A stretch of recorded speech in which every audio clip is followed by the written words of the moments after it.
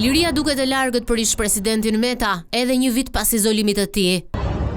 Këtë të mërkur pas kërkesës së bërë nga avokati i tij Kujtim Cakrani për shuarjen e masës së sigurisë, me arsyetimin se janë të kaluar afatet e paraburgimit, gjykata e posaçme e la sërish në qelinë e 313-s. Ndërkaq, dosja e tij është në pritje të vendimit nëse do të kalojë apo jo në gjykim, verdikt që do të merret nesër. Gjykata e ka rrëzuar kërkesën tonë sepse ne nuk e dim. Thjesht 2 sekonda, tha kam rrëzuar kërkesën, nuk e dim vendimin arsyetuar, kur ta marrim do t'ua bëjmë publik. Por është një precedent, ka krijuar një precedent shumë të rrezikshëm sot me zotin Meta.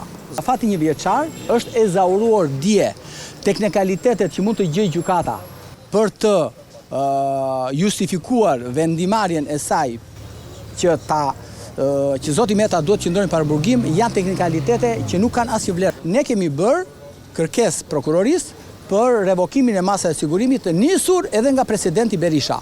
I bindur në pafajësinë e të mbrojturit prej tij, Cakrani thotë se nuk ka asnjë rrezik që Ilir Meta të prish provat. Nuk ka as dëshmitar që zoti Meta duhet të intimidojë që kanë folë kundër tij dhe nuk ka as prova në ato që parashikohen që prova e dëshmitar të cilët provat e ngrira që i quajnë gjykata, prokuroria, që zoti Meta duhet të dëmtojë. Prokurorët nuk kanë bazë ligjore që ta sot paktën të argumentonin pse zoti Meta duhet të qëndrojnë para burgim. Këtë tani do na i thot gjyqtare zonja Irena Gjoka.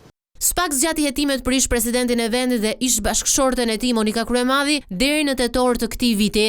Meta akuzohet se ka kryer korrupsion, pastrim parash e fshehje të origjinës së tyre në lidhje me dosjet Çesdia, lobimin në Shtetet e Bashkuara të Amerikës dhe për shpenzime familjare.